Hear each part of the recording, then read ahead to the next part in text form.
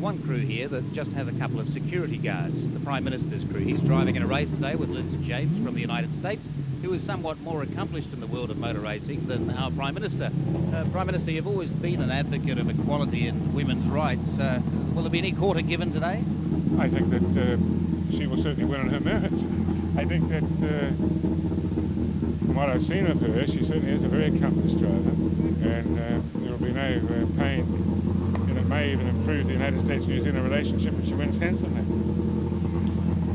I wonder if you were in the United States, if you would ever get the opportunity to drive in a race like this against the President. I don't believe so. Getting an audience with the President is a very difficult thing to do in that country, and fortunately I have the opportunity coming up in February where they're going to actually honor women athletes. It's National Women in Sports Day, and we're supposed to have an audience. Prime Minister David Lange thoroughly enjoying his motor racing in the very relaxed atmosphere that he's experienced around the country at Manfield, at Bay Park, and here at Pukekohe. This, of course, is home territory.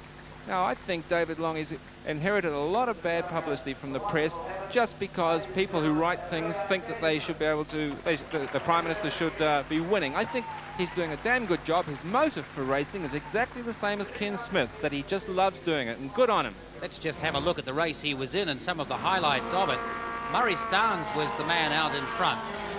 Meanwhile, the Prime Minister was locking wheels, trying enormously hard, getting the lines wrong some of the time and right some of the time as well.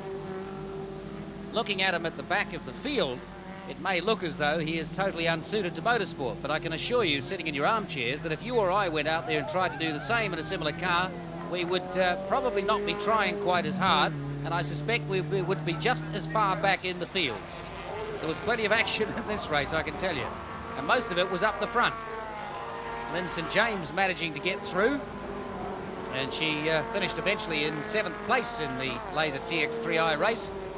An interesting race out front, as we said, and I think that David Lange was probably better off being where he was at the rear of the field, with a good view of all the incidents and able to stay out of trouble most of the time.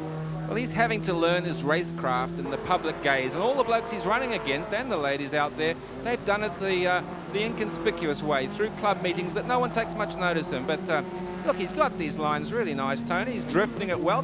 That's a quick car, but a bit of a drop off there, I'd say, and lost a bit of speed, but he got out of it, and he didn't go through into the grass, so, you know, he's picking up the tricks. And for the record, Murray Starnes, the winner of the race, the Laser TX3Is, and David Lange once again completing the race at the rear of the field, but competing in earnest.